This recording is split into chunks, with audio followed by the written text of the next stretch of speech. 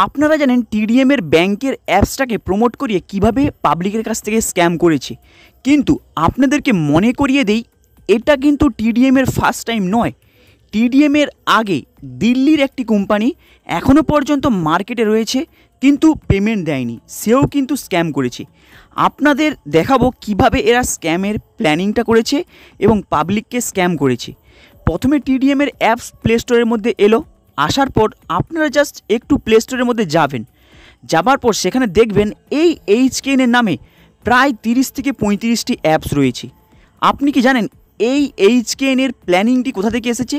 এটা কিন্তু টোটালটাই হচ্ছে পাঞ্জাব, হরিয়ানা এই সব জায়গা থেকে এই এইচকেএন এর প্ল্যানিং, এইচকেএন এর লাইসেন্স, এইচকেএন এর অ্যাপসের কিন্তু মেন প্রজেক্টটা কিন্তু এসেছে। তাই টোটালটাই হলো কৃষির মাধ্যমে প্রমোট করানো, এটাই হলো মেন লক্ষ্য হিসাবে এই এইচকেএন এর অ্যাপসটা কিন্তু মার্কেটে আসে। আর এখানে টিডিএম এর এমডি 2 নম্বরই করে তাদের মার্কেটের মধ্যে এই এইচকেএন এর অ্যাপসটাকে প্রমোট করাতে থাকে, কিন্তু বাস্তবে টিডিএম এর এমডি যেই কাজটা করতে চলেছিল এই টিডিএম এর এই অ্যাপসটার মাধ্যমে, মানে এইচকেএন এর অ্যাপসটার মাধ্যমে, সেটা কিন্তু কখনোই সম্ভব নয়। কারণ যদি আপনারা কিছু বছর আগে একটু ফলো করেন, একটি মার্কেটে কোম্পানি এসেছিল যেটা হলো সাউথ কলকাতাতে ফার্স্ট স্টার্টিং হয়েছিল, কিন্তু এর মেন বেস ছিল কোথায়? দিল্লিতে। এটা ছিল হিউম্যান ওয়েলফেয়ার। অ্যাকচুয়ালি হিউম্যান ওয়েলফেয়ারটা কি আপনারা কি জানেন? হিউম্যান ওয়েলফেয়ার এবং এই যে টিডিএম এর যে অ্যাপসটা রয়েছে এইচকেএন এর অ্যাপস, পুরো দুটোর মধ্যে সেম মিল। কেন বলছি? আপনারা হয়তো জানেন এই টিডিএম এর মধ্যে যে অ্যাপসটা যখনই লঞ্চ হয় সেখানে টিডিএম এর এমডি কী আলোচনা করে? এফডি আরডি তারা পলিসি নিয়ে আসে।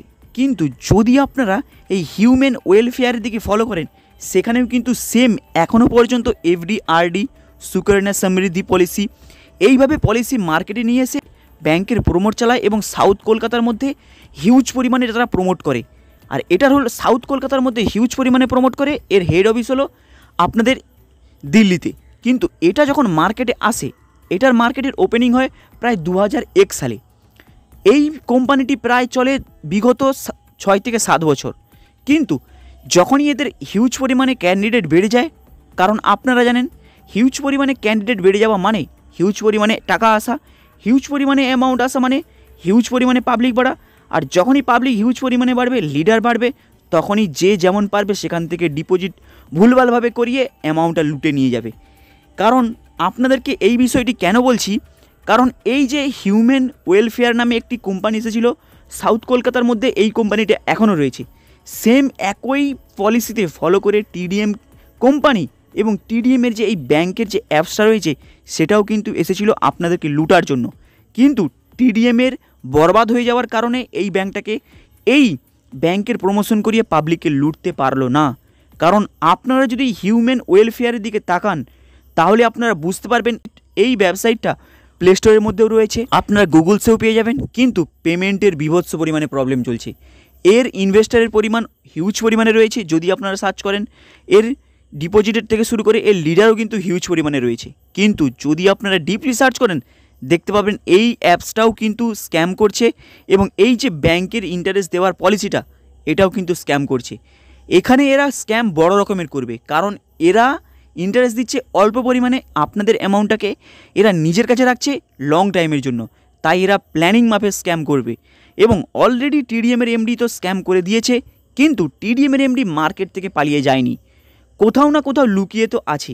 এবং এই যে হরিত কৃষি নিধির যে ওরা যে অ্যাপসটাকে লঞ্চ করেছে এবং ওদের ব্যাংকের যে একটি ভুয়া লাইসেন্স পেয়েছে, কারণ এই ব্যাংকটি ওপেনিং তো অনেক জায়গায় করেছে, কিন্তু এরা লাইসেন্স পেয়েছে শুধুমাত্র সেই এলাকায় ওপেন করতে পারবে এমডি যেই এলাকার ব্যক্তি, সেই এলাকা ছাড়া সে এই ব্যাংকের প্রমোশন করতে পারবে না আদার্স কোনো জায়গাতে।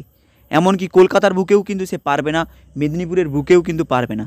আপনারা হয়তো এই বিষয়টি শুনেছেন, তাই আপনাদেরকে ক্লিয়ার করে দিলাম কিভাবে এই রকম প্ল্যানিং নিয়ে এসে আপনাদেরকে স্ক্যাম করেছে। কারণ বিগত আরও 6 মাস পরে এরকম ধরনের কিছু পলিসি নিয়ে আসবে যাবে, যখন আপনাদের একটুখানি এর সম্পর্কে আপনারা ভাবাটা ছেড়ে দিবেন, সেই সময় কিন্তু আবার একটি নতুন স্ক্যাম পরিকল্পনা করে এই ব্যাংকিংয়ের মাধ্যমে নিয়ে আসবে, যেখানে আপনারা 100% সেফটি ভেবে ডিপোজিটটা করবেন। তখনই কিন্তু এই টিডিএমের মতো এই চিট ফান্ড কিন্তু মার্কেটে আসবে, আপনাদের অ্যামাউন্টকে লুটবে, আবার বেরিয়ে চলে যাবে। কারণ আপনারা হয়তো জানেন না এই সেই লিডারগুলো যে রয়েছে সেই চিট ফান্ডের লিডার কিন্তু প্রচুর অভিজ্ঞতা ব্যক্তি, কারণ সেই অভিজ্ঞতা ব্যক্তিগুলোই আবার নতুন নতুন স্ক্যামের প্ল্যানিং নিয়ে এসে আপনাদের লুটবে। তাই আপনাদেরকে এটা এক্সাম্পল দিয়ে দেখালাম, এবং আপনারা যদি অনলাইনে সার্চ করেন এর সম্পর্কে কিন্তু অনেক ডিটেলস পেয়ে যাবেন। হাই গাইস, আপনাদের এই আপডেটটা কেমন লাগলো লাইক অ্যান্ড সাবস্ক্রাইব করে দেবেন। চলুন দেখা হবে আবার নেক্সট ভিডিওতে।